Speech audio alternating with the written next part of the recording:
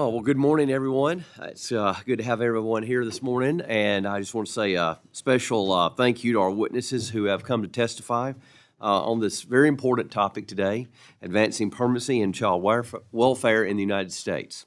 Adoption has long played an important role in building families and providing children with safe and stable homes. Today, adoption remains a critical part of our child welfare system. But the data shows that there are still significant ways that we can improve and that we can make it better. Currently, there are more than 325,000 children that are living in the United States under the foster care system. And many of those entered because of abuse, neglect, and family instability. Among these children, tens of thousands are waiting for permanent adoptive families. In fact, recent data shows that over 70,000 children are waiting to be adopted at the end of 2023, and many already had spent years in foster care. Each year, adoption helps thousands of children find permanent homes. More than 45,000 children were adopted from foster care in FY 2024 alone. Despite the progress that's been made, challenges still remain. Some children age out of the system without ever finding a permanent home. And in 2023, over 15,000 young people left foster care without adoption or reunification, entering adulthood without a long-term stability with family support that of course, a family always provides. Encouraging adoption can change these outcomes in so many powerful ways. There are many benefits from adoption, as I think everyone in this room knows. But let me just say first, adoption provides stability and permanence.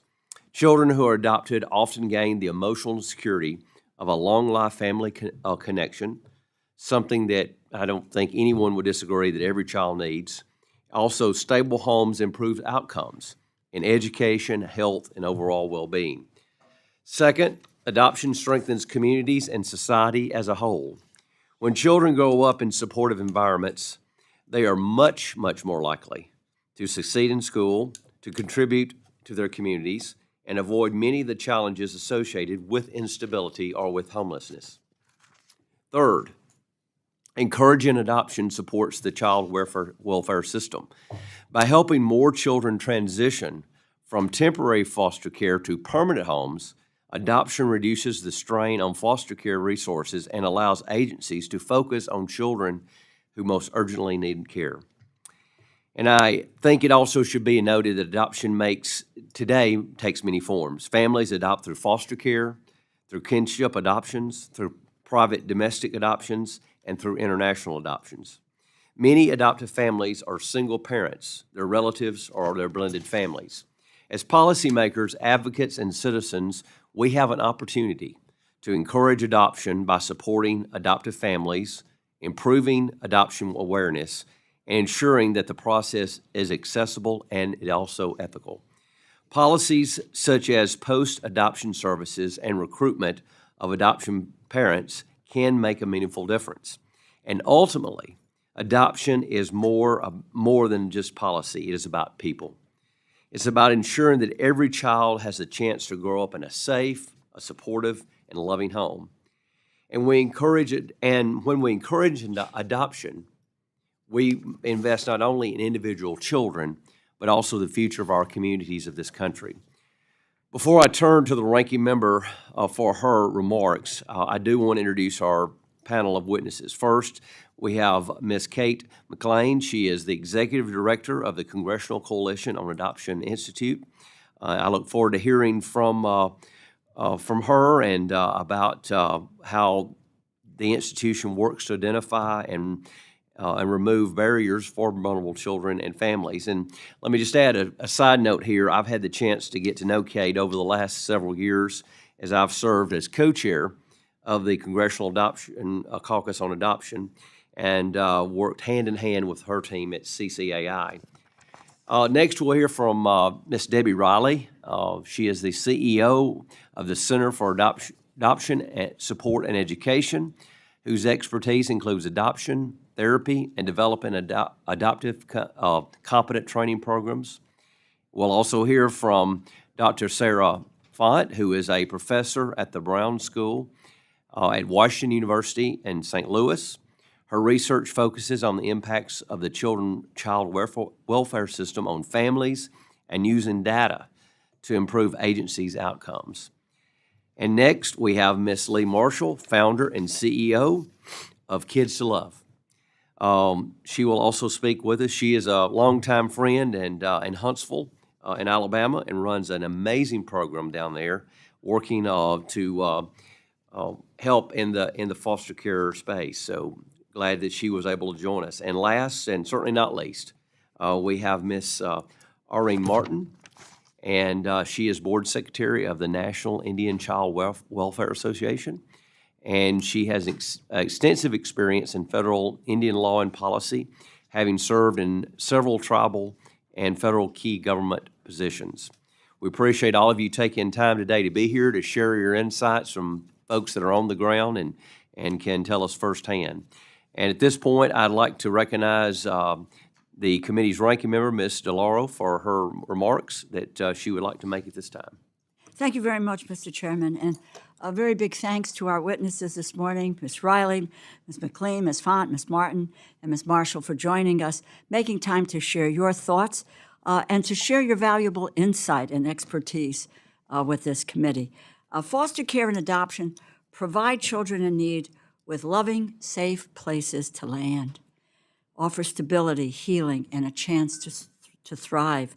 Foster parents provide essential, stable, nurturing environments, caring for children during uncertain times. Adoption gives families and children a chance to live happy lives, form family bonds, and experience the comfort, the security, and fulfillment of a loving home. This is an issue that's very, very personal to me. I have two adopted grandsons, Teo and Gus, and I cannot fully express to you all the joy that they have brought into our lives, to me, to my husband, and to our entire family. They are a blessing in every sense of the word. But the foster care system is not without its challenges. And I have two young cousins who were, for many years, in the foster care system. One of them made it through the system. She found her footing. She has a son, a job, and she is doing well. The other, unfortunately, has continued to struggle, and she struggles every single day to this day. It puts a strain on both the children and the families involved, and the mental health repercussions are real, they're lasting, and must be taken into account when making decisions about the foster care and adoption system. The system is not perfect by any stretch of the imagination, but it is our responsibility to improve it, to make it better for the families and the children who need it. We do not want to do anything that would keep responsible, qualified, and loving parents from adopting children who need a home. We must take precautions, of course, to ensure that children are being adopted into safe, responsible, and stable environments. But it is wrong to keep children from loving families. While individual states have the primary responsibility for implementing child welfare services, including foster care and adoption, Congress sets the national standards and provides crucial federal funding for the U.S. foster care and adoption system. For fiscal year 2026, Congress provided over $10 billion in mandatory funding to states to support foster care, adoption assistance, and family guardianship for children removed from unsafe homes. This subcommittee also directly oversees funding for several discretionary spending programs at the Administration for Children and Families to collect data, conduct research, and to provide services that help eliminate barriers to adoption, to successfully match more children with loving families.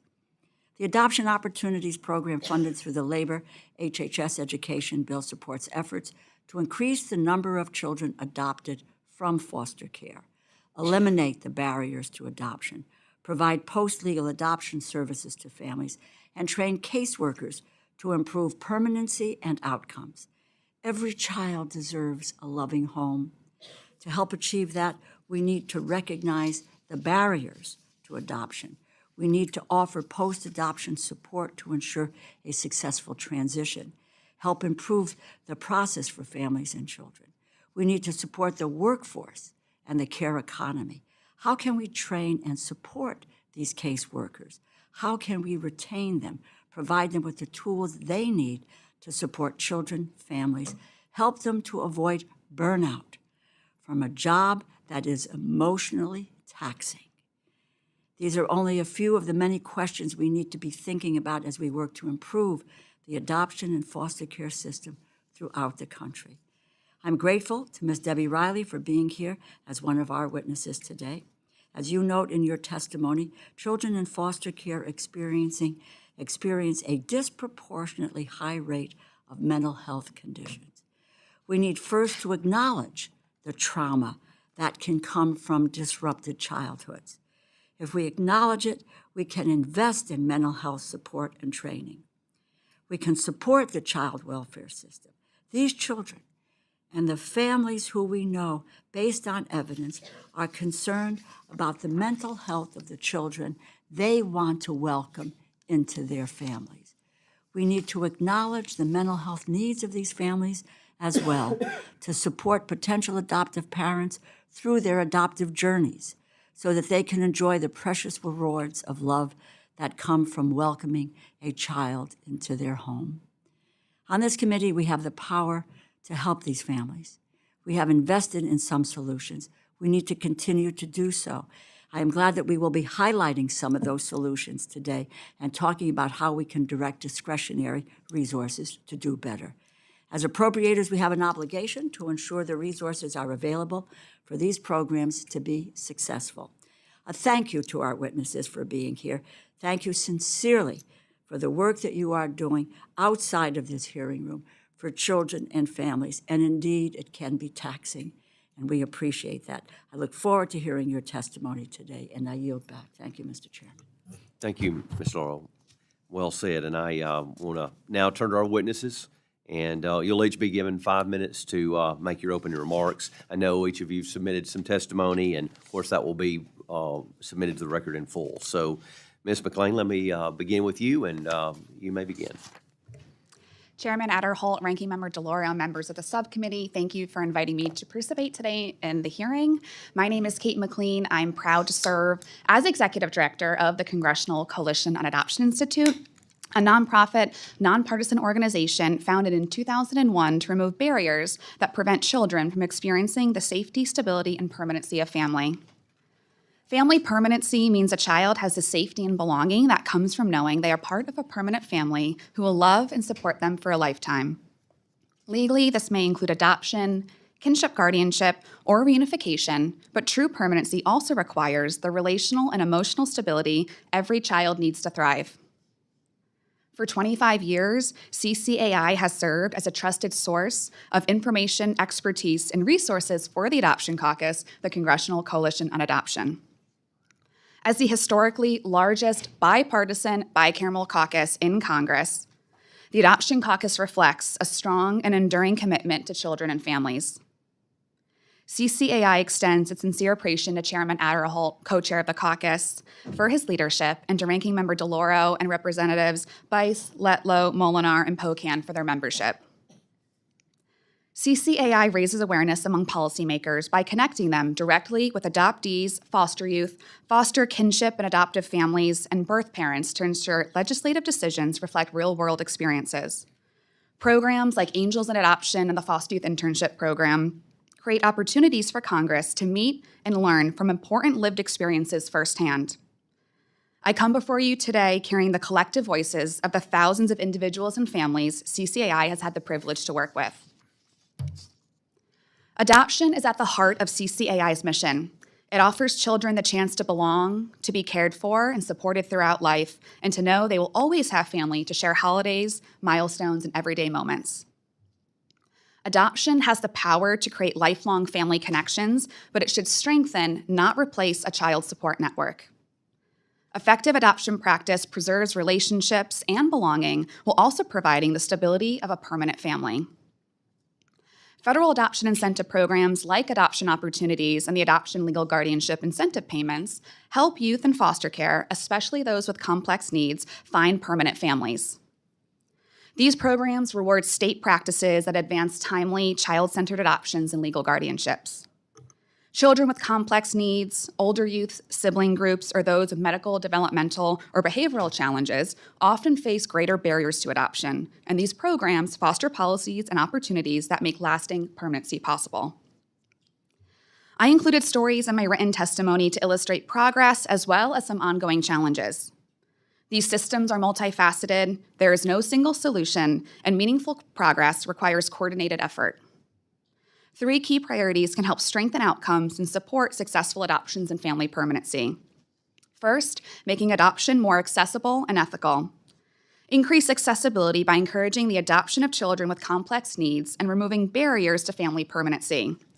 For example, as shared in my written testimony, our California youth story shows the importance of helping older youth find permanent families while still supporting their goals, like pursuing higher education, without forcing a choice between the two.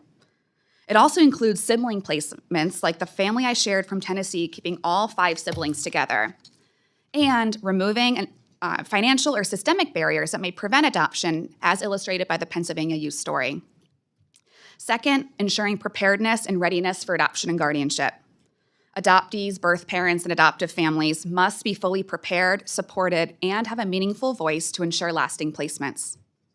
Gaps in training and pre- and post-adoption support can increase the risk of disruption, while system pressures and limited youth input can undermine stability. Strengthening trauma-informed, adoption-competent care, along with pre- and post-adoption services, is essential so children and families can thrive together. Third, reducing barriers and strengthening the permanency workforce. Bolstering the permanency workforce will help children reach stable placements more efficiently. In particular, shortages of trained professionals can slow progress and create challenges for families. By investing in skilled permanency specialists and focusing on their recruitment, retention, and training, we can provide timely, child-centered outcomes and ensure children are connected with safe, permanent families without unnecessary delays. CCAI urges continued investment in policies, programs, and a skilled workforce to expand family permanency, support youth and families before and after placement, and uphold the rights and well-being of every child. Thank you for the opportunity to testify on the life-changing impact of adoption and family permanency. Good morning, Chairman Adderholt and Ranking Member DeLauro and subcommittee members. Thank you very much for the work that you do every day to ensure a child has a permanent, loving family. It's truly an honor to speak on this topic, as it's personally and professionally of deep importance to me. I'm Debbie Riley, co-founder and CEO of the Center for Adoption Support and Education, a licensed marriage and family therapist of 40 years, and an adoptive parent. When my husband and I considered adoption 38 years ago, I hesitated because of what I'd seen in my clinical work. Foster and adopted children were overrepresented in higher levels of mental health settings with unacceptable outcomes. My career has dedicated to changing that reality. Early in this journey, I met Kathleen Dugan, who with her husband adopted 8 children from foster care, expanding their family from 4 to 12. We did not understand the impact of brain development and trauma, how children grieve, and their alarming behaviors. Professionals told the Dugans their children were too damaged and they should return them. They refused. Together, we found a case so that no parent would ever be told to return their child into care. In Maryland, Virginia, and Washington, D.C., I'm proud that we have served over 9,000 children and families in pre- and post-adopt services. The adoption serves as a critical protective factor, as we've all discussed, by providing permanency, stability, and nurturing.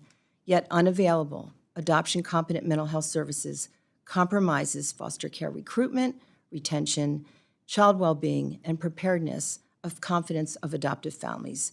Children with traumatic backgrounds face higher risk of development, health, and behavioral issues. Adoptive parents identify mental health services as one of their greatest unmet needs. Evidence revealed clinicians had a minimal in postdoctoral trainings of 7 minutes per semester. So CASE created Training for Adoption Competency, known as TAC, in 2009, the only evidence-based accredited program in the United States today. We've trained over 3,000 clinicians in 21 states. In December, the strongest published research showed superior outcomes for families who were treated by adoption-competent therapists. 300 families were studied. They had stronger therapeutic alliance, invested in treatment, and actually the families were encouraged to be part of the treatment and not left in the waiting room. The Children's Bureau funded the National Competency Training Institute, NTI, in 2014 to fill a gap in child welfare. 2 free, state-of-the-art, online adoption competency curriculums were developed for all states, tribes, and territories. Over 9,000 professionals have completed this training. Concerning results showed child welfare workers scored 50% on loss and grief, with mental health clinicians averaged only 30% in understanding attachment and bonding, despite having 13 years of clinical experience. This explains delayed permanency, unstable adoptions, and persistent mental health challenges for children. The promising news is that this pilot, those that participated achieved proficiency post-training at high rates. 34 state child welfare systems now use NTI, reporting 95% satisfaction. The pilot highlighted a significant workforce shortage, contributing to gaps in care for children. To address this, the Children's Bureau established the National Center for Adoption Competent Mental Health Services in 2023 to enhance coordination between 2 important systems, child welfare and behavioral health, to address how they share responsibilities, manage cases, improve access, especially in provider deserts where there are no therapists available. Children's mental health is in crisis. Foster youth experience mental health disorders 3 to 4 times more than their peers, yet they only receive about 20% of treatment. A quarter are prescribed psychotropic medications, yet only 21% of families access adoption-competent clinicians. This leads to unnecessary and expensive residential placement, and most concerning to me, that adoptive parents will relinquish their child back to care to secure services. Unacceptable. Meanwhile, the mental health and child welfare workforces are shrinking. A third of child welfare turnover yearly. There's only 1 psychiatrist per 9,000 youth in our country. Adoptive families report shortages, insurance issues, Medicaid reimbursement issues, and long wait times. To conclude, adoption competent care is crucial. With your support, CASE trained more than 30,000 professionals across the country, and we want to expand this training, establish national standards, improve system integration, and secure post-adoption funding, and elevate adoption competency as the standard of care. NTI and the Center are prepared for broad implementation. Accessible and affordable services will eliminate barriers to adoption if we invest in and prioritize prevention over crisis response. Thank you. I appreciate this time. Thank you for the invitation to speak to the committee. Federal policy has long recognized adoption as an essential option for children. Yet, children wait far too long to be adopted. Many children are denied the opportunity of an adoptive family, and an unknown number of children are subject to unsafe and unstable adoptions. I provide a detailed explanation of these concerns in my written remarks, but I'll focus my brief comments today on how federal funding is used and recommendations for improving adoption outcomes. Current federal funding for adoption largely goes to Title IV-E subsidies. Although studies have found that these subsidies increase the likelihood of adoption or reduce time to adoption, the factors that increase the probability of adoption do not necessarily assure safety, stability, and well-being in adoptions, nor do they address the shortage of approved families. Monetary support may help some adoptive families purchase specific support services, but unconditional cash subsidies, which can be tens of thousands annually, may also attract bad actors. Beyond subsidies, the federal government funds the Adoption and Legal Guardianship Incentives Program, which provides monetary rewards to states that improve on the rate of adoptions or guardianships. There is little reason to believe that this money has favorably impacted state practices. The formula is complicated, and the incentive payments are too small and unreliable to address the systemic barriers that states face. More importantly, 4E funding already incentivizes states to reduce delays to adoption because the federal match for adoption subsidies is untethered from the income criteria that is attached to 4E foster care eligibility. These funds could be better spent addressing specific problems in adoption practice. The Adoption Opportunities Program has also been funded for decades and has spent over $300 million since 2013. The program seeks to improve adoption options and post-adoption outcomes for older children and children with special needs. A sizable portion of this funding is spent on the Adopt U.S. Kids photo listing services and website, where people can see information about children available for adoption. Thousands of children are listed, and the information provided is far too generic to assess fit, leading to missed match opportunities as well as unsuccessful matches. A licensed family may need to send out hundreds of requests for information, many of which will receive no response, before a possible match is identified. With all the technology available today, children deserve better. Millions more have been spent on training and technical assistance to states and tribes, which often involves working around, rather than actually addressing, barriers related to antiquated data systems, overly complex federal regulations, or understaffing.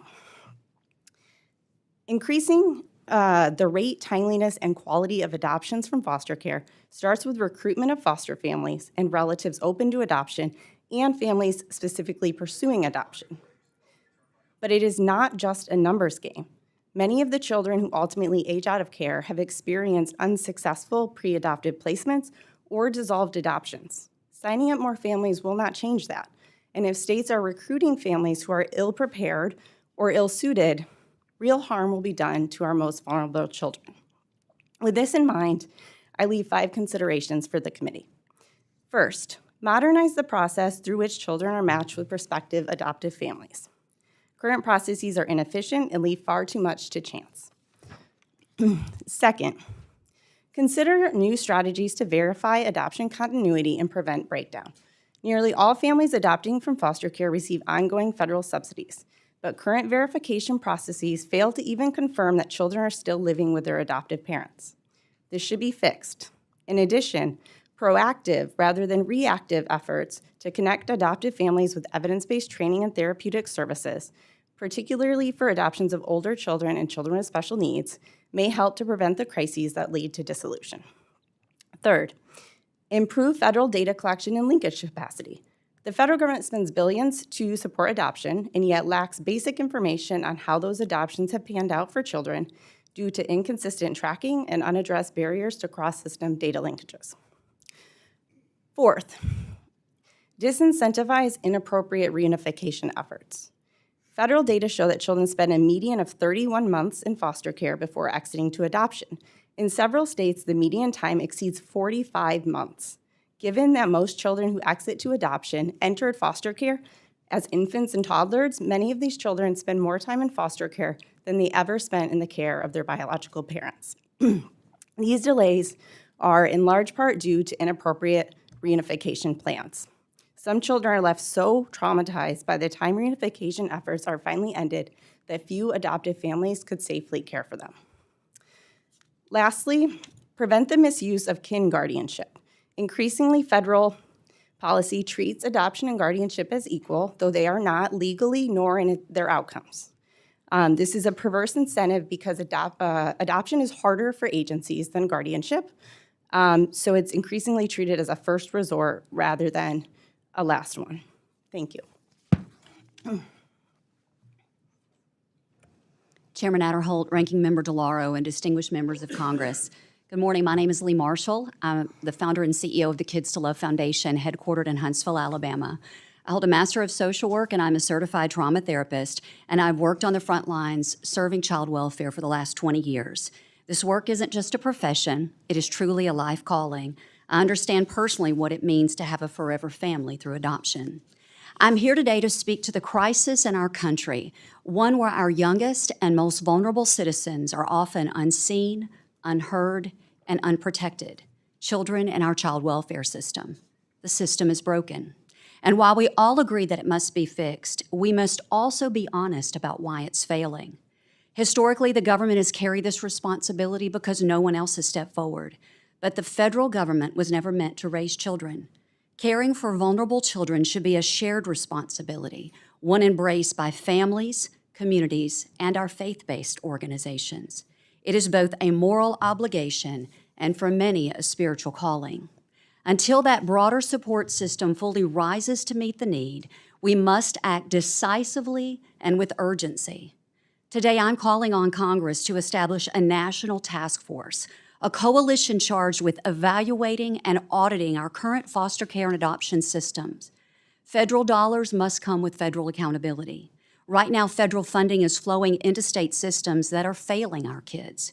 We are seeing systems where our children are dying, systems where children are sleeping on office floors at county offices, days and months at a time.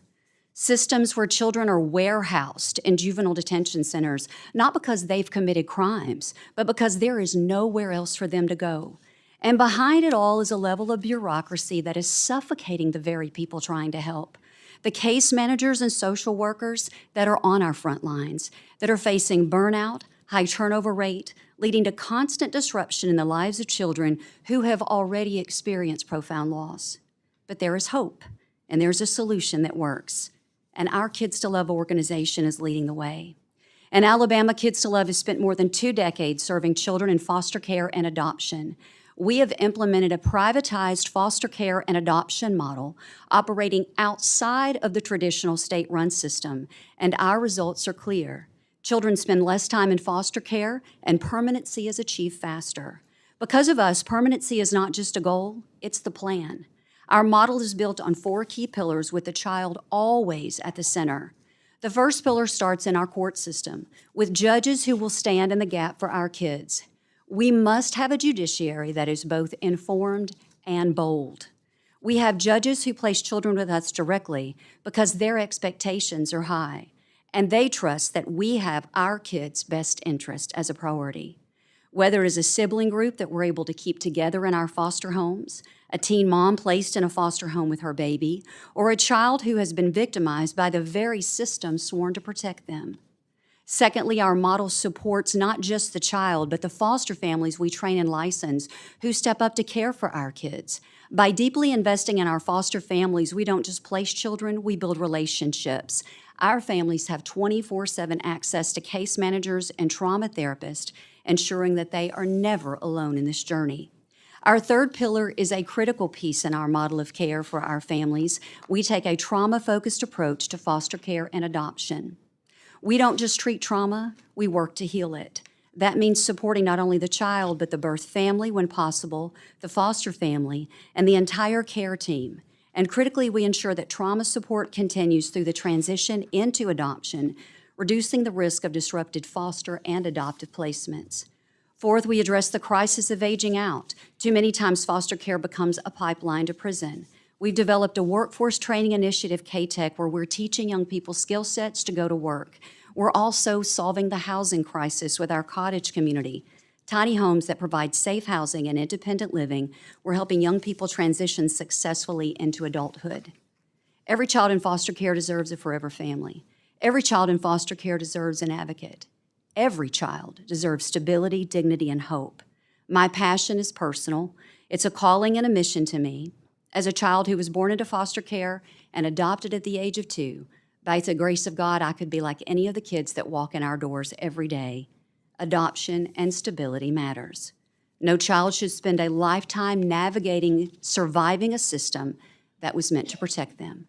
We have the knowledge, we have the models that work, and now we need the will to act. Thank you for your time. Good morning, Chairman Adderholt, Ranking Member DeLauro, members of the committee. Thanks for the opportunity to testify today. I'm Arwin Martin, and I serve as the Secretary of the Board of Directors for the National Indian Child Welfare Association, or NICWA for short. More importantly, I am the lucky mother of 2 wonderful teenage boys who my husband and I were fortunate to adopt. I'm honored to speak on behalf of NICWA and to share insights drawn from their more than 40 years of experience serving Native children and families.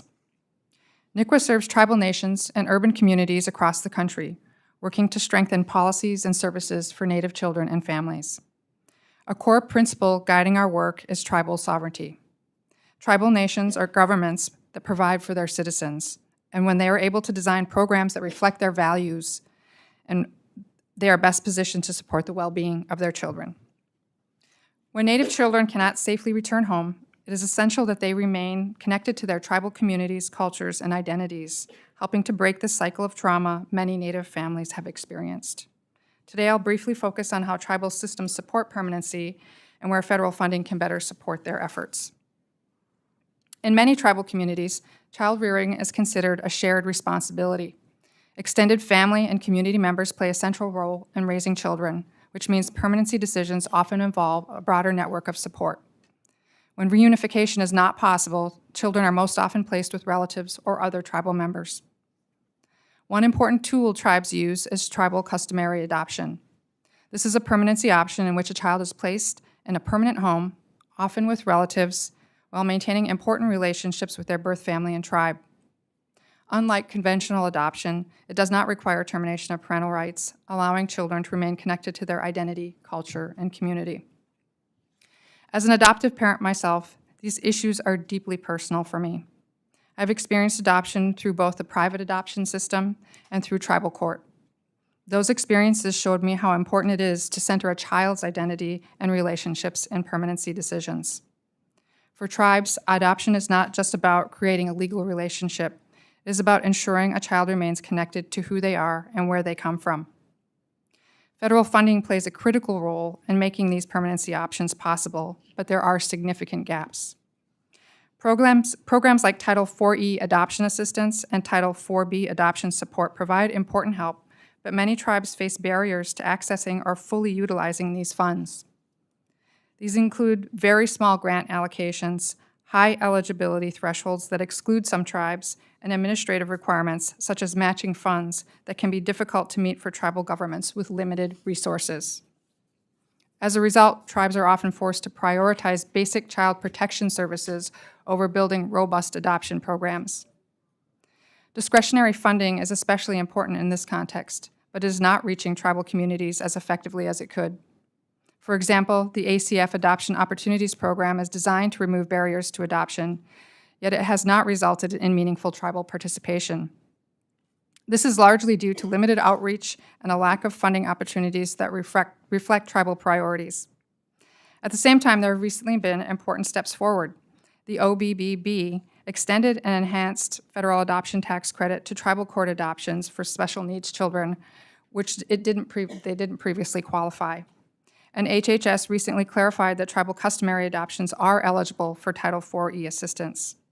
These are meaningful actions that support parity between tribal and state systems. However, more targeted investment is needed.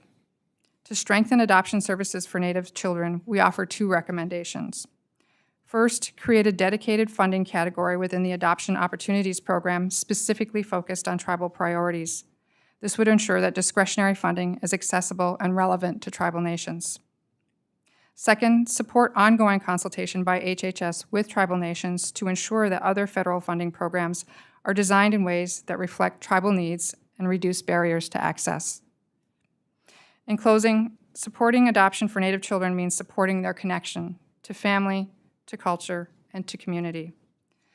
Federal funding plays a critical role in making that possible, and with targeted improvements, it can better support tribal nations in ensuring strong, stable futures for Native children. Thank you for your time and your commitment to Native children and families and creating successful adoption programs and policy. I'd be happy to answer any questions. Thank you. Thanks all of you for your testimony this morning, and we'll begin our rounds of questions by the members of the committee, and I will begin with a question for Ms. McLean. Congress funds several programs that aim to incentivize adoptions. From your experience in working with adoptive families and the policymakers that are involved, what is the primary barrier that you see preventing families from achieving and sustaining adoptions on a permanent basis? For CCAI, our mission is to help remove those barriers that help more children find safe, nurturing, and permanent families. We do support making adoption more accessible and ethical. We support in removing those financial barriers, and anytime that we can remove unnecessary costs and help more families say yes to adoption is a good one. We also support helping encourage states and agencies to help support the adoptions of those with complex needs. So helping states promote sibling adoption, helping promote the adoption of older youth, and also those with various needs that are not supported when they're in foster care and deserve the love and stability that comes with a permanent family. Our goal is to ensure that every child knows that safety and stability and belonging that comes with family. And we're defining family permanency in whatever situations in the best interest of the child, whether reunification, kinship, guardianship, or adoption.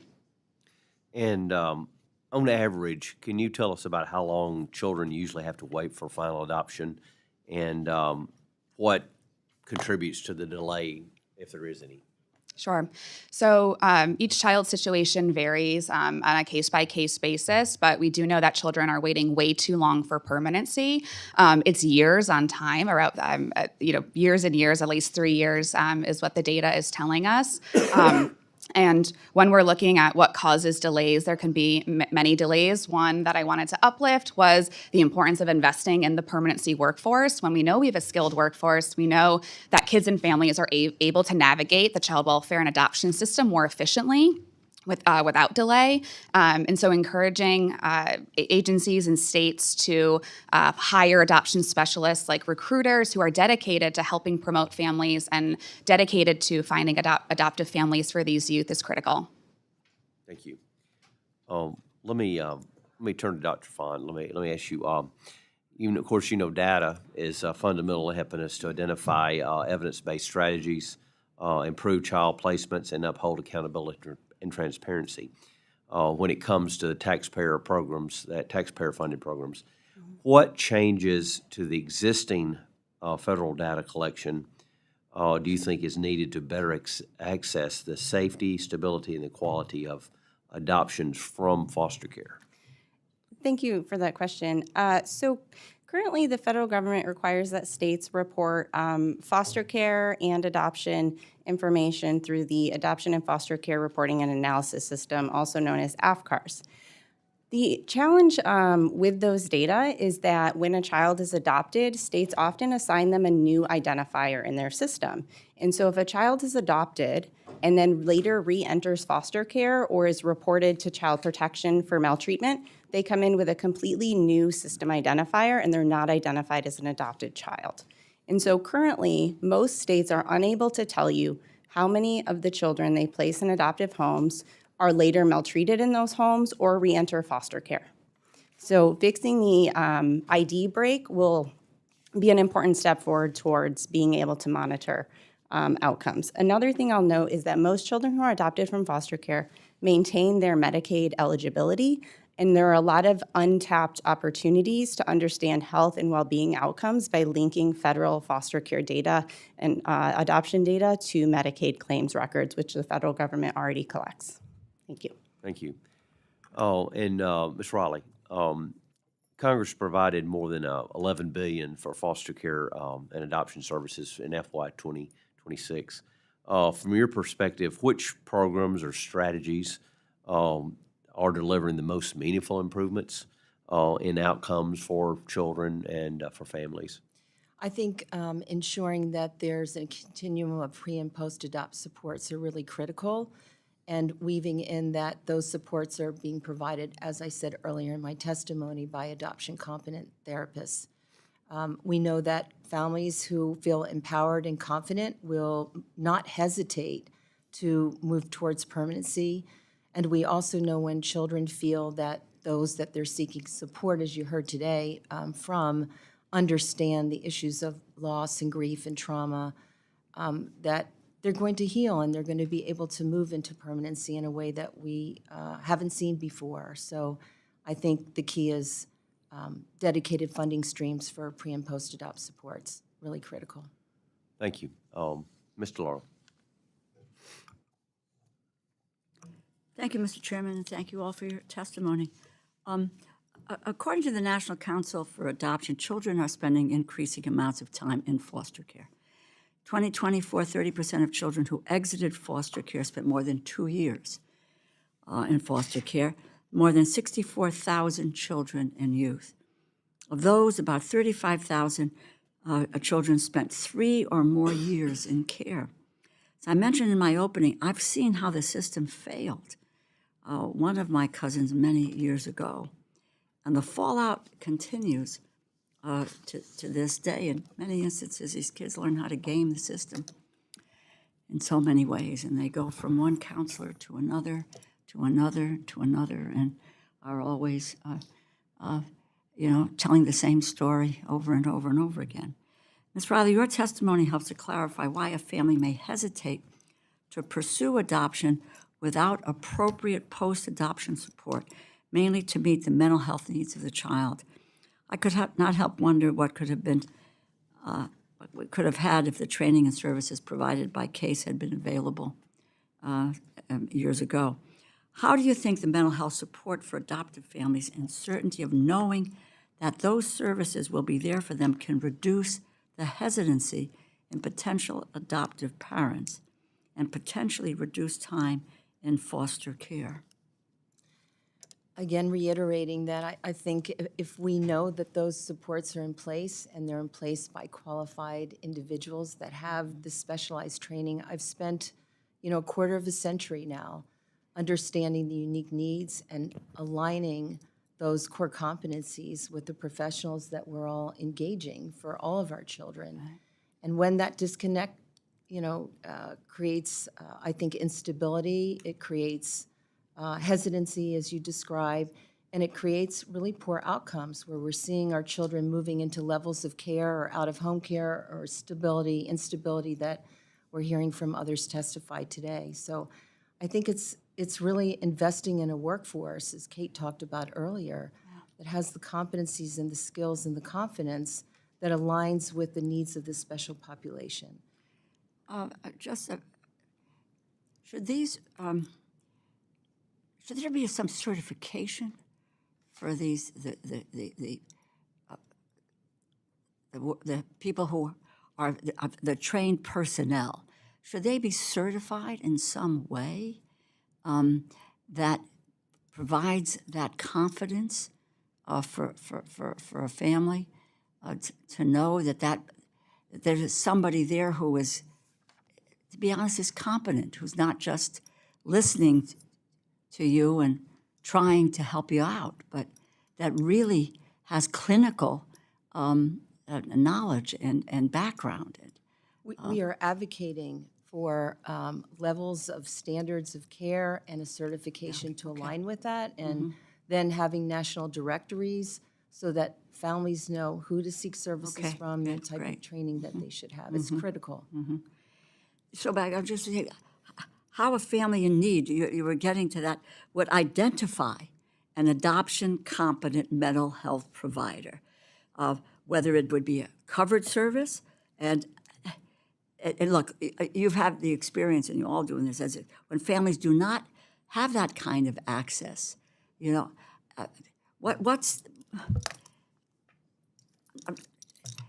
so many kids that are just languishing, and the more they languish, the deeper the mental health issues are personified, that sense that, you're on your own, you're there, there's nobody out there, etc. So how do we look at connecting the family with the service and the trained personnel that they need? Again, is it a covered something? Is this something that should be covered by insurance or something that is, how do we make it work for a family? Because if they can't access it or they have the service and they can't pay for it, or so.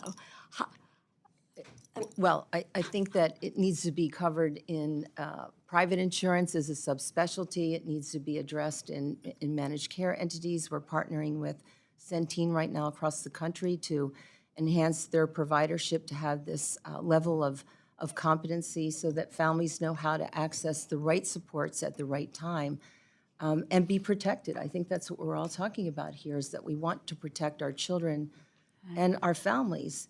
And right now, they're feeling unprotected. Yeah. Right now, is this subspecialty covered under insurance? I would say minimally, Minimally, if at all? if at all. If at all. It's not recognized Yeah. at this point in time as a subspecialty. Mr. Chairman, Ms. Marshall would like to respond. Is that all right? Ms. I would also like to build on what Ms. Riley said. I also think a gap is the uneducatedness of those on the front line, and also the judicial system of not understanding the true correlation between trauma and the children we serve. Right. The work and the research that we have done, we understand that trauma and foster care and adoption go hand in hand or in tandem. I don't believe that that has been appropriately communicated to become part of the narrative of the national child welfare system, where social workers and case managers understand the correlation. And I certainly believe that there is a gap in the judicial system where our judges don't understand. Judges that we educate, they welcome that education. We now have judges court ordering therapy for children in foster care. So I do think it is a lack of accessibility to services, but I also think it's a lack of understanding the importance of a trauma-focused foster and adoption system. Right. No, it's really, and again, I say this with watching this up close. You know, this is a number of years ago. It was, you know, we're just, the foster family didn't know what to do. Right. Didn't know what to do. And just, you know, and would ask me I'm not trained, you know. I clearly want to help, you know, so forth, but I'm not trained. But I think Anyway, that's I'm sorry. why we have the, as I shared before, the National Adoption Competency Training Institute, Right. where Yes. you know, we are training child welfare professionals, their supervisors, in regards to understanding these core competencies and then aligning the services as we've been describing. And, you know, beyond the judges, I think we have to also move into the school systems, and that's something that we've begun to create a derivative training, because that's where our children spend most of their time, and their impact of trauma often gets misunderstood in the classroom. Classroom sense. Thank you, and thank you very much, Mr. Chairman. Dr. Simpson. Thank you, Mr. Chairman. Thanks for holding this hearing today. Thanks for coming and bringing your testimony to us. Irina, you testified last week before my committee on Tribal Witnesses Day. It's good to see you again.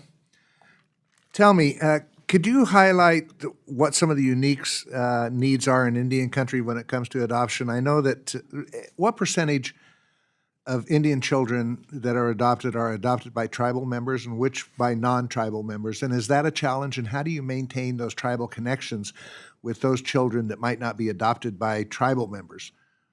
I know that's always been a challenge in the past. Oh, that was a lot.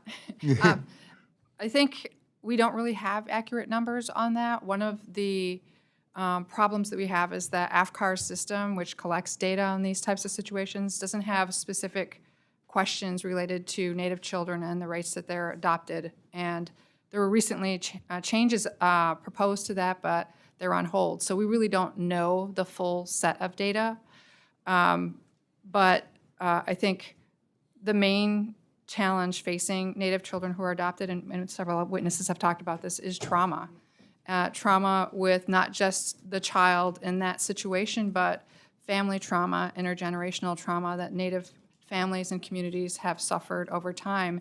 And there's a lack of understanding about that and how to treat that. There's a lot of awareness about it now, but that I think is the main challenge for particularly non-tribal people who adopt Native children. They might not understand that. Yeah. Whereas when we place them within the community, we all have a better understanding of that, and we're able to deal with that directly. Thank you. This is a question, any of you can answer it if you want to. It probably requires a much longer answer than anybody could. You've all laid out the problem. We generally in Congress don't vote on concepts. We vote on specific pieces of legislation.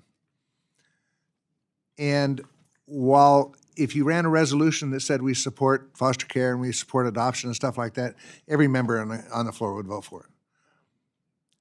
What I'm wondering, is there are any of you in an organization combined where you make recommendations on specific legislation and that type of stuff. I don't know a lot about adoption and stuff. I suspect that Mr. Adderholt is going to get me in the adoption caucus before too long. As of today. As of today, yeah. But I will tell you that, I mean, and sometimes it's money, but we have an awful lot of organizations that come before us that have, that are important and need money. And I will tell you that Mr. Adderholt, Chairman Adderholt, and Mr. Lauro have a very difficult task with limited resources of trying to do the best we can. So how do I know what the specific proposals are that would address the concerns that you've all raised? And I know that Sarah had some of that in her testimony and stuff. And thanks for coming from Washington University. Since I was graduated, Washington University is a great school. But how do I know what I'm voting on and if that's going to move us in the right direction or the wrong direction? With all due respect, I think that I would love for you to adhere my request to start a coalition and let's do a task force. I was interested in that, yeah. Because I do believe there are some amazing programs already in place, and several of my colleagues on the panel today that have testified to that. I do believe that it is overall broken. And in due fairness, you have limited knowledge. This is not your expertise because you have your expertise. And so what I would love is to offer up, I'm doing this collectively, I would love for us to help get you to a solution of understanding what works, what is evidence-based, and what we need more. I think now that we understand the component of trauma like we've never understood it, it completely reframes everything we do in the child welfare system, and that historically, that new focus is not a priority in, I would say, the current structure. And so my proposal would be we come back to you with a trauma-focused approach that is evidence-based, that can truly heal these children so they don't become part of that system, so we can break the cycle. Would everybody else agree with that? Yes. Do you like the idea of having what'd you call it? A Task force. task force to do this? I think that's a good idea. I also think there are opportunities within the legislation that's already been passed. So, for example, the Family First Prevention Services Act should be able to be leveraged to provide evidence-based post-permanency services for adoptive families, but it's very underutilized in that respect.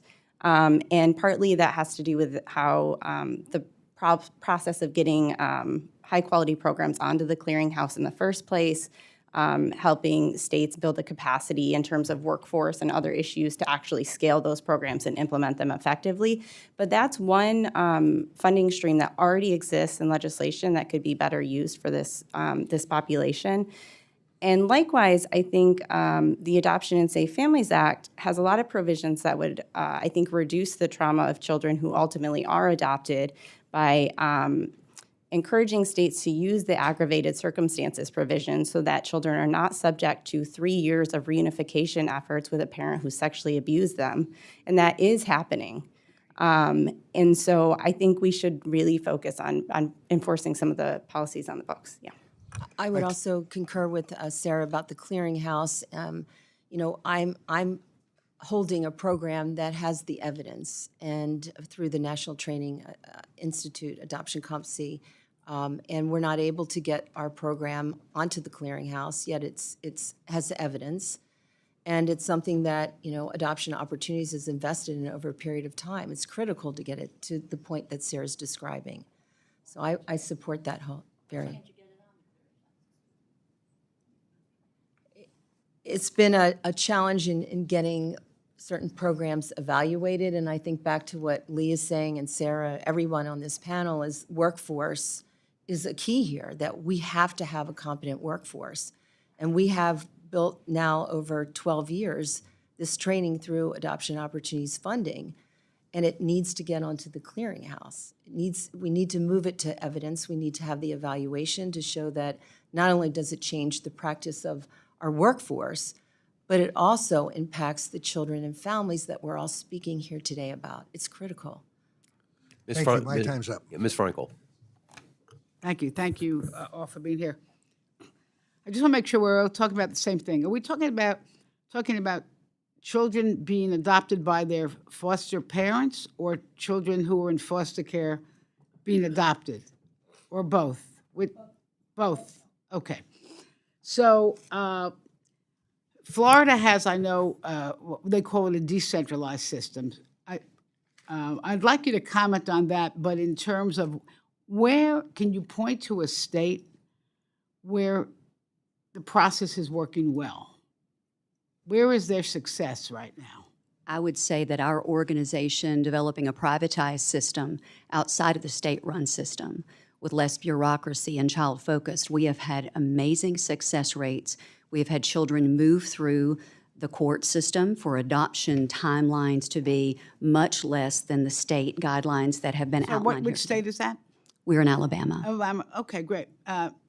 Ms. McLean, I see you look like you want to answer. Yeah. Yeah, I'm happy to add on. I think each state has their way to run child welfare, and all states are doing some really neat projects and also uplift important community-based organizations that are leading this work on the ground. I'll say in Florida, there are also a lot of youth-centered programs, and something that resonates with us, and that policies are most effective when they're designed in partnership with the individuals they intend to serve. And there's great groups in Florida who are promoting youth voice and including them in the policymaking process, which is showing great outcomes. So I think you all talked about delay. It sounds to me there's all kinds of factors. The court system, reunification, right? That, people having the resources, I get mental health issues. I guess investigations have to be done, is that correct? Correct. So how do we make that efficient? I mean, what's the shortcut? Is there a shortcut? How long should it actually take? Once a child hits foster care, they should be, it would be after they would be, I guess, separated from their parents. Is that correct legally? Is that when you wait, or do you start before that? Whoever wants to give that a crack. So states are supposed to use concurrent planning, meaning that they might be hoping for reunification and working towards that, but they should have a backup plan because that's not always realistic or feasible. Unfortunately, I think because of staffing constraints and other barriers, they often wait until all reunification efforts have been exhausted. And then if that child isn't going to be adopted by their current foster family, they basically start from scratch trying to find a family. And that process is extraordinarily inefficient. A lot of the family information is siloed at a bunch of different agencies. Caseworkers can't respond to all the inquiries. Most of them are unproductive. And so I think there's some real opportunities to improve the quality and timeliness of matching children to appropriate families. That relies on some of our more advanced technologies in terms of algorithms that uses child-specific recruitment and other processes that say, I know this kid, I know what they need, and I'm going to find the best family for them, versus waiting for families to say, tell me about every kid you have available.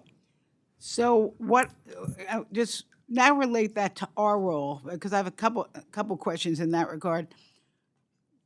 Are we providing enough financial assistance to the adoptive or potential adoptive families? I'm assuming that that's a barrier for people to know if they can actually even afford to take on a child. And also having the proper workforce, do we have enough trained people, and are we providing enough money to actually train the people? So give us what you think our role should be here in Congress.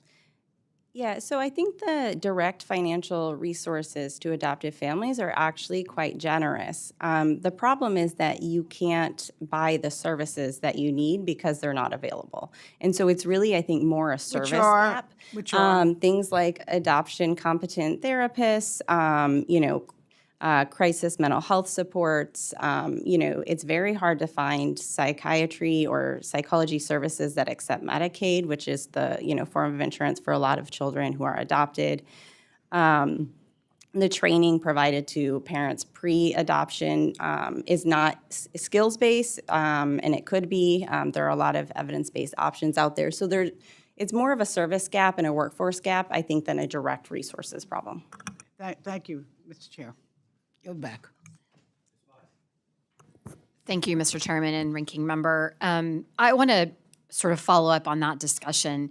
You mentioned that there is a lack of services for these young people that have probably some high ACE scores that need that type of specific intervention.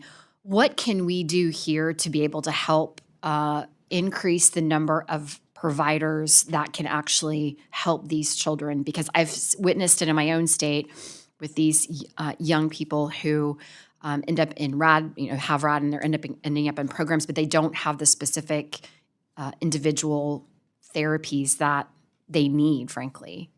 I think we need to incentivize the level of competency that we're all advocating for. So that would be one thing that I think that we need to do. And if I can add, you mentioned Medicaid, which Yep. you're right, a lot of these children are on Medicaid.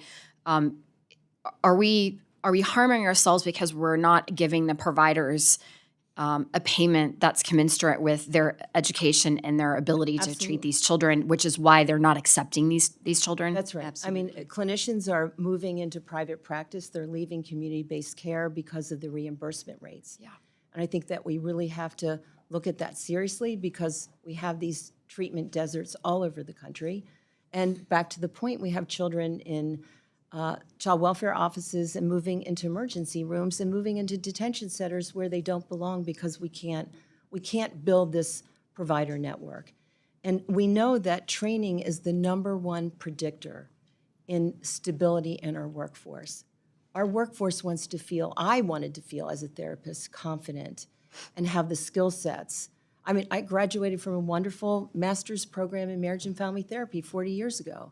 I did not have the skills that I have today to work with the families that we're talking about today. I didn't have Are it. there programs across the country that are specifically tailored towards helping children that have experienced this type of trauma? I think we're trying to build those programs. I think we need more, and we need more dedicated funding streams for post-permanency supports. Lee, do you want to? Yes, ma'am. Just to give you an idea, so my goal is to hire the best therapists because I have the children that are hurt the most. Private rate for insurance, we can bill $150 an hour. Medicaid pays less than $65 an hour for reimbursement. So from a business standpoint, I'm math doesn't add always up. in the red. If it wasn't for the generosity of our community and our donors to pay the difference so our kids in foster care can get the level of care that we are able to administer, because from a business model, it will not be successful. So you have so many providers that have trained staff, skilled therapists, but they cannot afford to treat the children that need it the most, the children that are on Medicaid in our communities. There has to be a reevaluation. Our children are worth top billing. They need it. And if we can heal them and get them off the system, I think if we looked at a 10-year, 20-year trajectory, we could see such a difference in so many ripple effects of homelessness, trafficking, teen pregnancy, the pipeline to prison. I think we could really curb that if we took a proactive approach to getting the kids the mental health services they need with that super trauma focus that we're able to provide. So let me throw this out there to anyone on the panel. Tell me a state that's doing things well and why. There isn't one. I would agree with that. I do just want to uplift that the Title IV-E training partnerships that are supposed to support the child welfare workforce are pretty underutilized and not really having much of an impact on addressing workforce problems, and that revisiting the structure of those could help provide both higher quality of training in the existing workforce for the kids that these agencies actually serve, and also potentially just be a more effective use of federal dollars. Why do you believe that that's not being utilized effectively? So they primarily go to schools of social work. There are a relatively small number of slots, and so it's just a very small share of the workforce because it provides tuition and stipend versus like more specialized training. It also doesn't, a lot of places have unfilled slots because there are not a lot of people who want to go into this work long term. So that's another problem. And then lastly, agencies broadly feel that the students they get are not graduating with the skills they need to actually serve the population.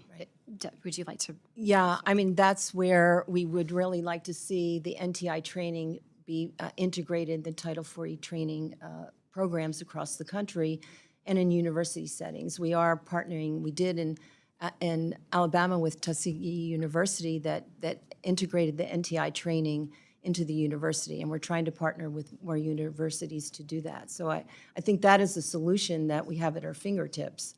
I mean, we have something that's evidence that we can move into these systems. We just need the funding and support to do it. If I may just finally say two things. One, I'm a little disheartened to hear that no one's doing it well. I want to say one thing about that. Sure. I mean, there are 3 states. One, Oklahoma, has been doing, and I'm not just saying that because you represent Oklahoma, but Oklahoma has taken these federal initiatives and integrated it in an amazing way where they are building statewide adoption competency in all avenues of care. They started in child welfare, and now they're moving into the university, and they are the one of our leading centers for the National Center that's being funded, along with Georgia. Wisconsin has been one of our top sites. So I think there are a lot of states that are taking these resources and these new approaches and making tremendous progress. But it takes time. It also takes a willingness of the leadership in the states to, I guess, let go of some old ways and to embrace new opportunities. Reimagine how this is supposed to be. I would like to just dovetail. That's exactly what it has to be. It has to be an embracement of public and private that are doing different and new ways to break the cycle. My time is long expired, but I just want to say thank you to each and every one of you for being here, but also for your hard work in this very important area of families across the country. Thank you, Mr. Chairman. I yield. Ms. Dean. Thank you, Chairman Adderholt and Ranking Member DeLauro, for this important hearing. I'm Madeline Dean from suburban Philadelphia, a mom and a grandmom who thinks an awful lot about children's welfare, children's mental health, children's safety. So I thank you, each one of our witnesses, for your testimony, but much more importantly for your work around all of those issues.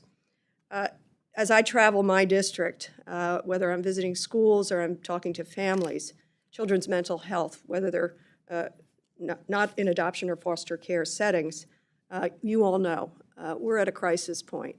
And for the population that you are so ably talking about and caring for. I guess what I'd like to know from you, and I was thinking of, I think both Ms. Riley and Ms. McLean referenced the Pennsylvania example. As somebody from Pennsylvania, can you speak to that example and speak to, if you can, what's going on the ground in Pennsylvania? What are we doing well and what are we not doing well in terms of our youth, our foster youth, our adoptive youth, as well as in the school setting?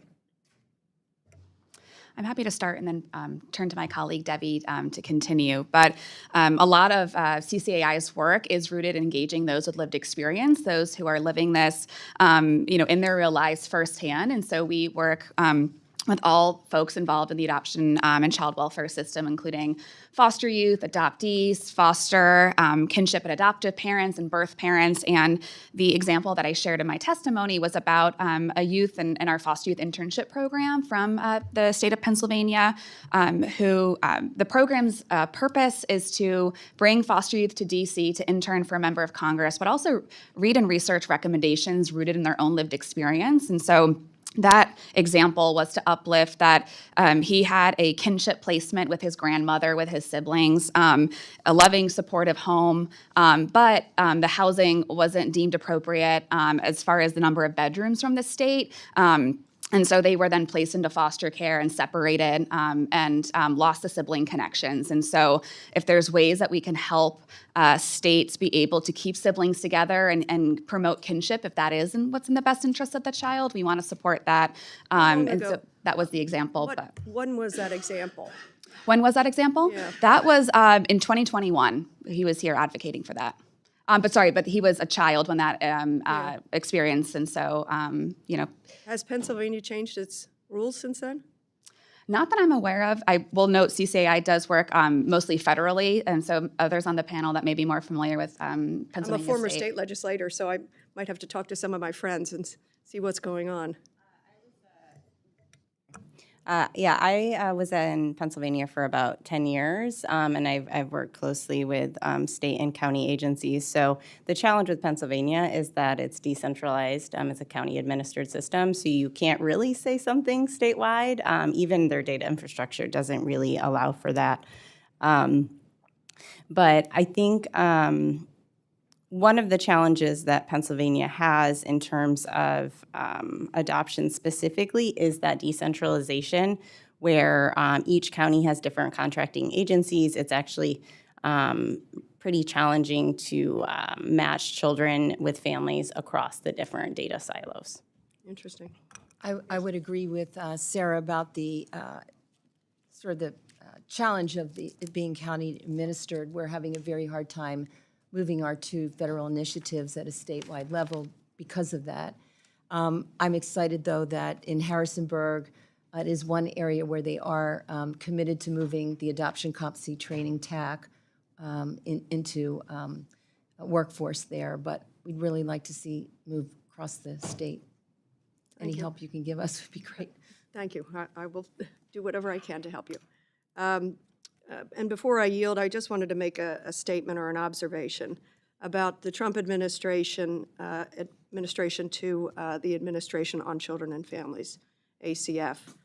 In many ways, this is a familiar story. We've seen it across different agencies, where we saw last year the so-called Department of Government Efficiency come into HHS last April and fire more than 500 civil servants in the Administration on Children and Families, including more than half of the staff in the Children's Bureau, which administers federal funds, we the appropriators are coming up with, for foster care and adoption, and provides technical assistance to states. Not only that, DOJ closed 5 of HHS's 10 regional offices that provide on-the-ground technical support to geographic regions and its grantees. This is affecting my area. The Philadelphia office remains open, yet it has absorbed the caseloads of New York and Boston regional offices without any of the local expertise. That seems absurd to me. That seems that we are going in reverse, that we are not improving our care, our connections, our making sure that people are getting the kinds of grants and services that they should get. I'm super grateful for the civil servants who are trying their best. Do any of you have any anecdotal information about what happens when you dump all this casework into the Philadelphia region without any additional support or local expertise? I think we're seeing it across the nation. It's the burnout. It's the you have amazing people that feel called to serve this population that leave in less than 6 months because the workload, honestly, the residual trauma that these case managers are then picking up with no support. And then when they leave and you talk about permanency in a case, then that child, all the relationship that had been established is gone. So a child that's on the trajectory for adoption and you have a case manager that knows that child personally, knows the case, when that case manager leaves, it starts all over and it's reassigned. And every time that happens, the length of time a child stays in the system increases significantly. So it becomes the victim of its own system. Heartbreaking. Thank you all again for your work. Mr. Clyde. Thank you, Mr. Chairman, and thank you to our witnesses for appearing before the subcommittee today. One of my greatest missions here in Congress is to advance policies that protect our God-given right to life. As a strong advocate for the lives of the unborn, I also recognize the importance of supporting life-affirming alternatives, such as adoption, for those who may be considering abortion. Every child deserves a chance to live, and we must champion policies that give children the stability of a permanent, loving family. Even decades after the passage of the Adoption and Safe Families Act, which invests billions of federal dollars in adoption support, it's estimated approximately 120,000 eligible children are still waiting to be adopted. The median time a child spends in foster care before being adopted is about 31 months, as I understand it, an outcome that remains still unacceptable.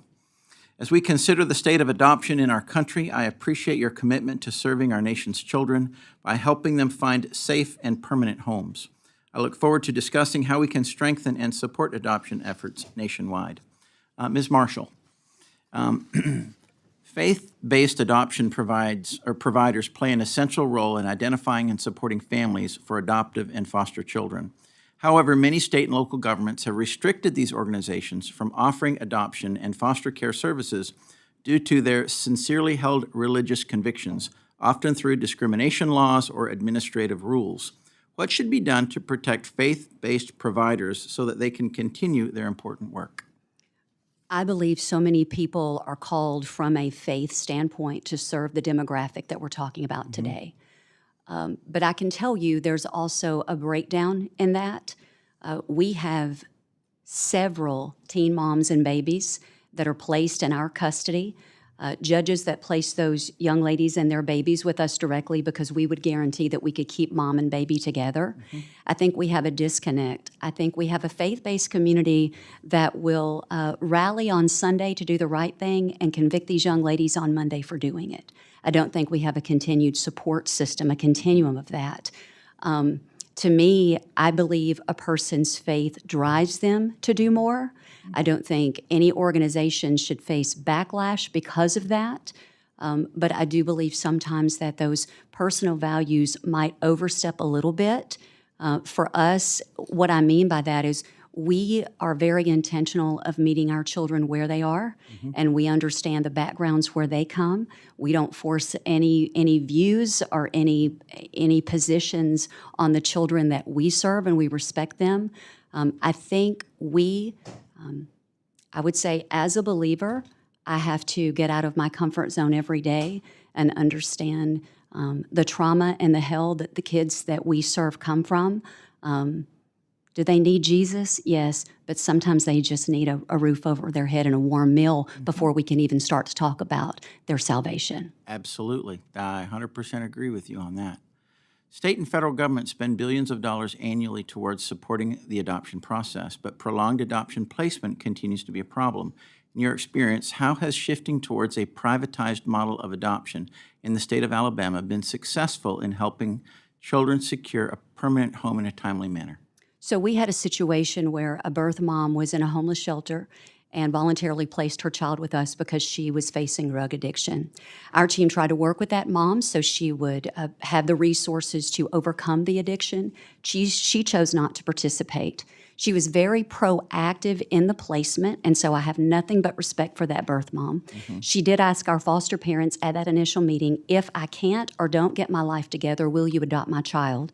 And the foster parents said yes. So we gave the mom 6 months when she showed us continually that she did not want to participate, that she did not want to work on her addiction. We then moved to a position of permanency. Within a year and a half, we had gone through the traditional court system, worked with the judges through the juvenile court to get termination of parental rights handled, and then on to the probate court in our state for the adoption to be handled. And again, that from day one to permanency was a year and a half. And that's with our team actively working to support the birth mom when she wanted to and the foster parents when she didn't. I can tell you that every other situation that we've been in with adoption with the state-run system, it has been years, plural. The fact that we were able to get this accomplished in a year and a half, working through the appropriate system should be the model of what our children deserve with the permanency and adoption. Thank you. One last question, and this is for Ms. Font. Dr. Font. Adoption stigma for pregnant women and the lack of accurate adoption information seems to persist across our country. What efforts are currently underway or should be taken to better support awareness of adoption? Your microphone. Yes. So I'm not sure how to think about the idea of awareness efforts. I do think it's the case that, we've seen situations where there are moms who don't feel like they can safely parent their child and they want to make a different choice and are essentially discouraged from making that choice. Judges will continue to order reunification efforts even when a mom says, I'm not going to continue doing this, or I don't think this is a good idea for our family. And so I do think that stigma has really made it difficult for moms to feel good about the choice that they want to make. And so I think that's a workforce training issue, a judge training issue, more so than a general public problem. Thanks. Thank you, and I yield.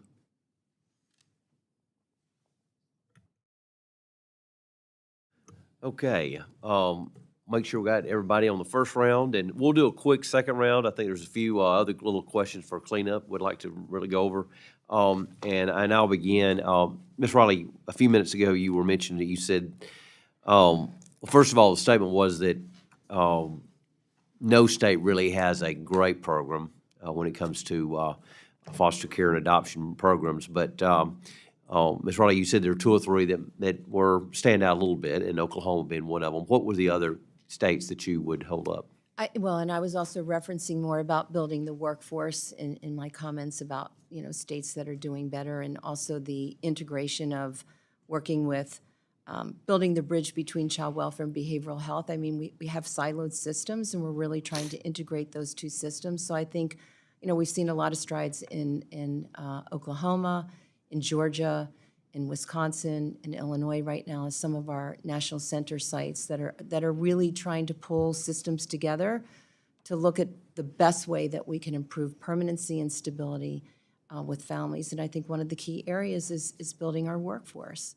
Mm-hmm. As we've all been talking about today, it's critical so that our children and families have the supports that they need.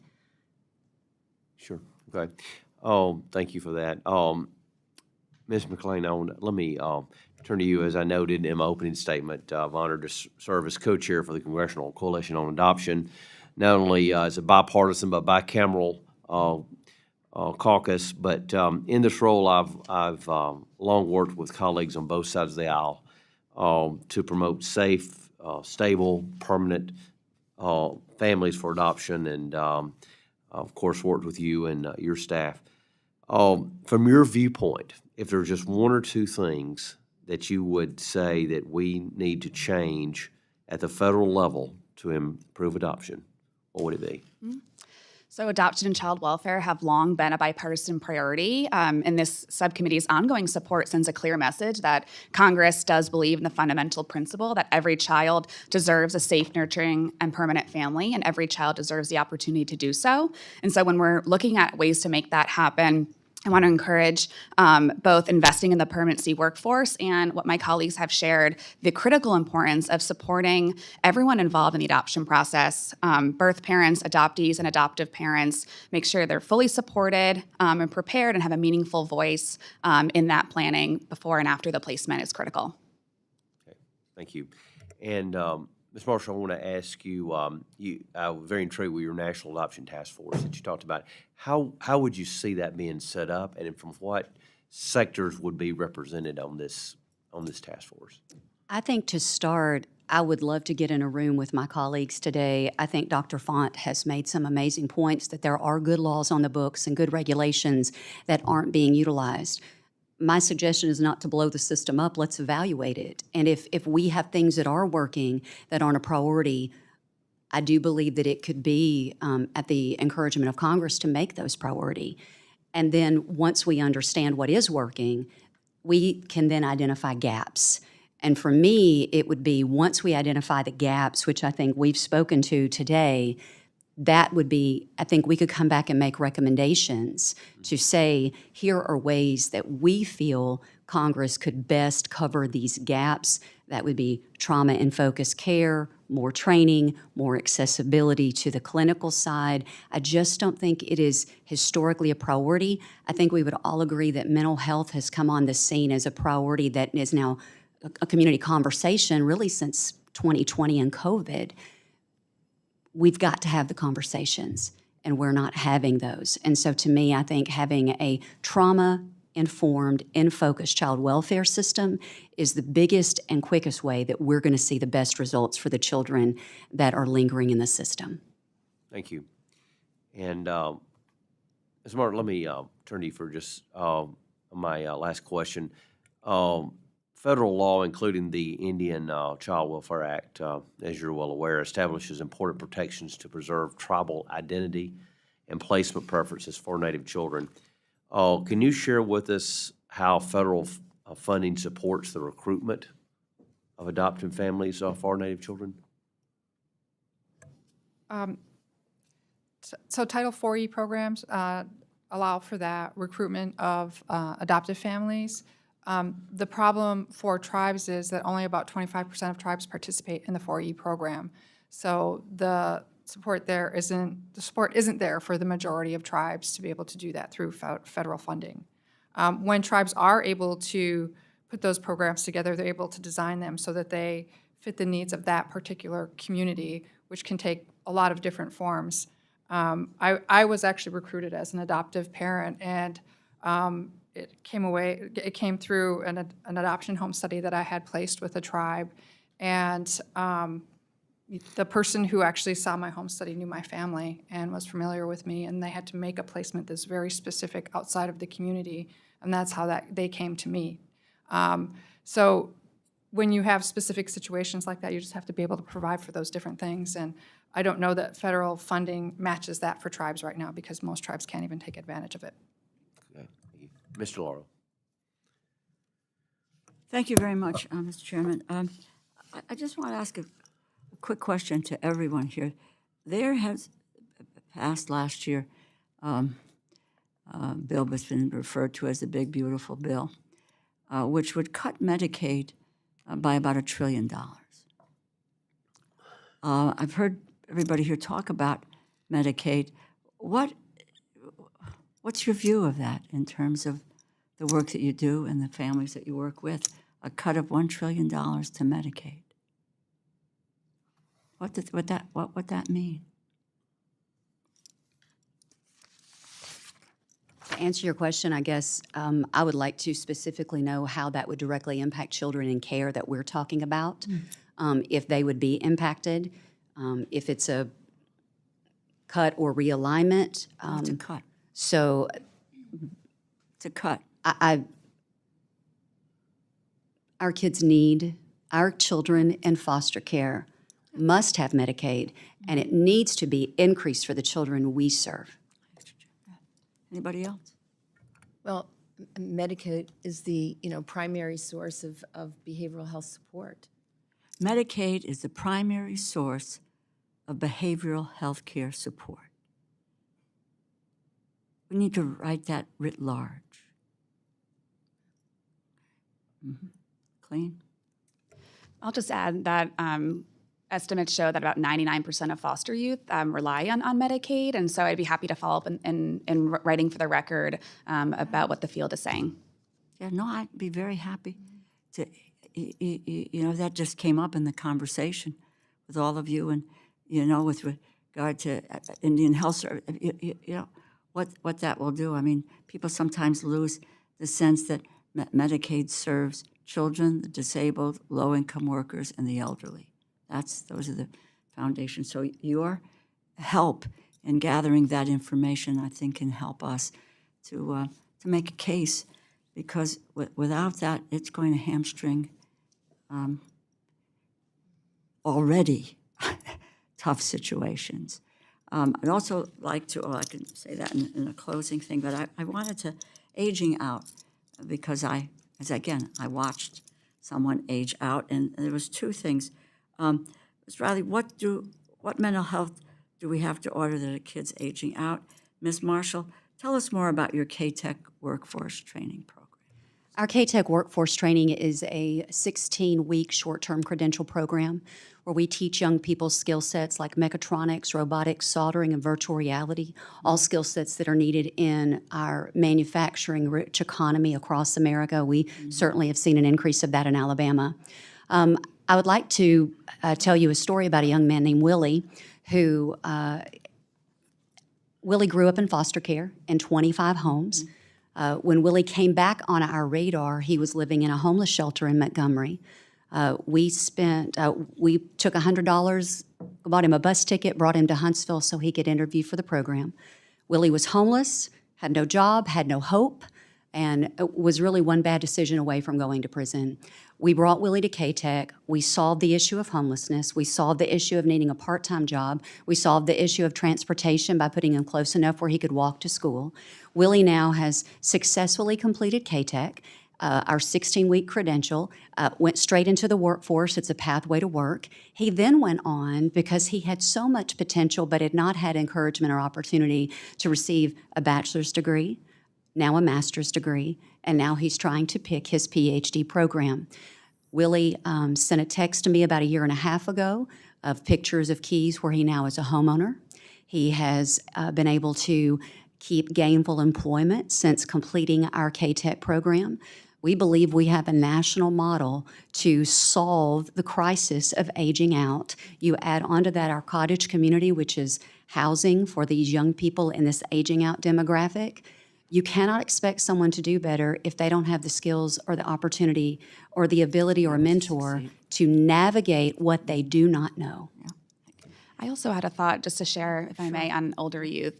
I think for those older youth that are aging out of the system, helping set them up to be successful and thrive in adulthood is critical, but also the importance of doing concurrent permanency planning and exploring permanency for youth, whether it is legal permanency or relational and emotional permanency as well. But more than anything with older youth, ensuring that their voice is included in the process is critical. Thank you. Ms. Riley? Yeah, I mean, to me, you know, no child, no youth should age out of care. It's just shouldn't happen.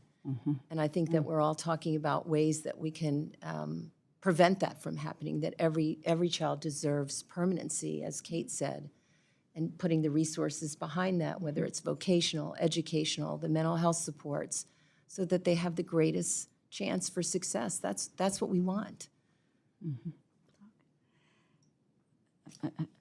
Thank you, Mr. And Thank you. continue, okay? Mr. Simpson. Yeah, Mr. Simpson. Thank you, and thank you all for being here. This really is an important subject, and it's, as you got from my first round of questioning, I need specifics on what we do to improve the program and stuff. I'm interested, and whether that comes from a task force or whatever, I need to get better educated on all of this, and you're the experts, not me. So I plan on listening to what you have to say about it. It's interesting that when you talk about not being able to pay therapists what they would get their going rate or whatever and stuff. I was a dentist in the real world. And I can tell you it's across the board that if you're going to save money in Medicaid, what the program does is say, well, we'll just cut reimbursement rates to the providers. And I used to tell my state that would always do, and this I was in practice with my dad and my uncle, so there was 3 of us, but most dentists in the community stopped seeing Medicaid patients because it cost them money to see them. I would lose money every time I would see a Medicaid patient. And I would tell the state, hey, I'll do it for free, my time for free, but I still have overheads that I have to pay. And I can understand why dentists, particularly in solo practices, stopped seeing Medicaid patients, and that's unfortunate. We were lucky in that we had 3 dentists so that we could all donate some time to actually do it. But that's across the board in almost all of the professions and stuff. So that's something that needs to be addressed when we're addressing this. So I enjoyed your testimony, and I look forward to working with you as we try to solve this problem. And as the newest member of the Adoption Caucus, thank you all for being here. You're a fully fledged member. Well, thank you. First, I want to address the one big beautiful bill. You know, the Medicaid, the focus on Medicaid was to protect the most vulnerable in the one big beautiful bill. by making those who are able-bodied adults non-working to work. All right, that's what saved the money in Medicaid. All right, it wasn't to take any sort of support away from the most vulnerable. It was to shift it back to the most vulnerable from those who were taking it away from the most vulnerable. That's what the One Big Beautiful Bill did.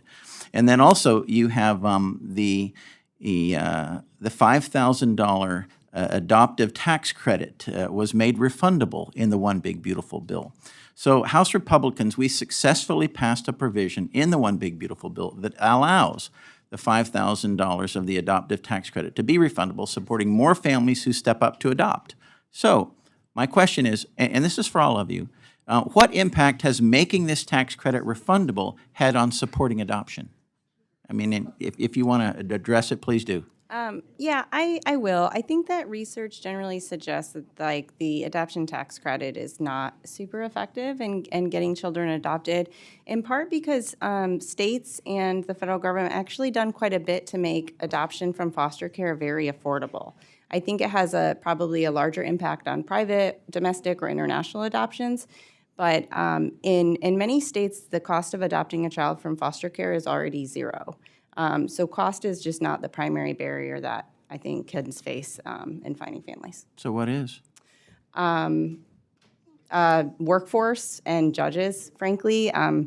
Children are just sit in foster care for years before adoption even is considered an option for them. Okay. Anyone else want to address the tax credit?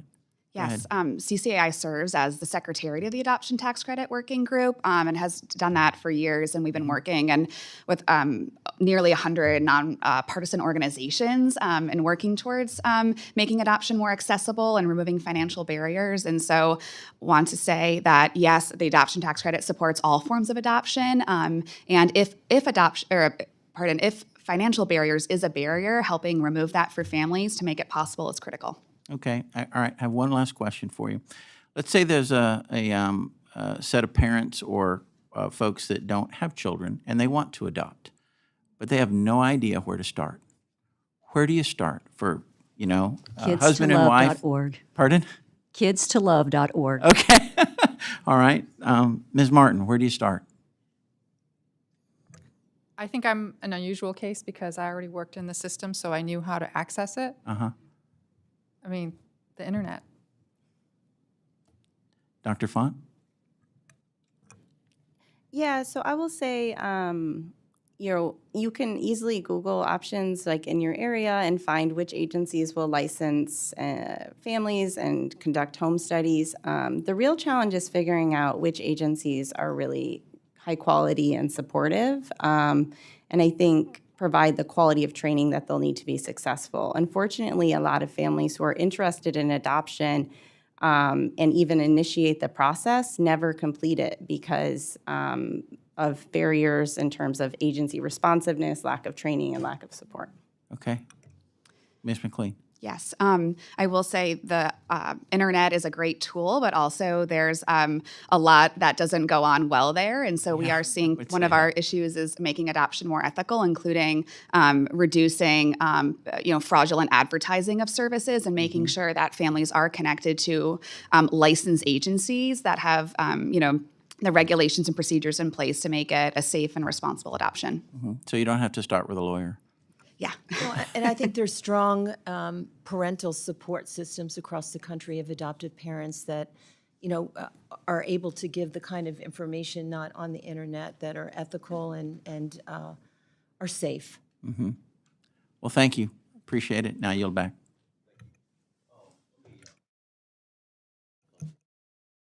Thank you so much, Mr. Chairman, and thank you for the hearing this morning. I want to say a thank you to all of our witnesses. It really is so very helpful to hear the stories from across the country about specific children, about their families. Your personal experiences and your journey are really critical. I think it was said in the course of this hearing, you're on the ground, you understand it, you know it, etc. We make decisions and decisions about resources and public policy, and sometimes without the benefit of the broad spectrum of knowledge that you have. So it's important for us to have that knowledge to make correct decisions and not go down roads that are going nowhere in terms of your effort. I said to you at the outset, I tremendous joy with adoption in my family, and part of that included international adoption, which is another whole world, to deal with, which we didn't talk about today. But I have witnessed the challenges in the foster care system particularly. And I made a note, I don't, in many respects, I think the foster care system is broken. How to fix it is what you are all about, and you're being successful at how to address it. It's particularly, this is about services and not less about resources, but services oftentimes cost, and that's where there's the opportunity with what those services are and how we can play a role in providing the resources for those services. It's because it's our responsibility to improve the system to make it better. The one thing that comes through is, you're right, kids can thrive in the right environment. They can. We've all witnessed that. But sometimes the trauma in their lives,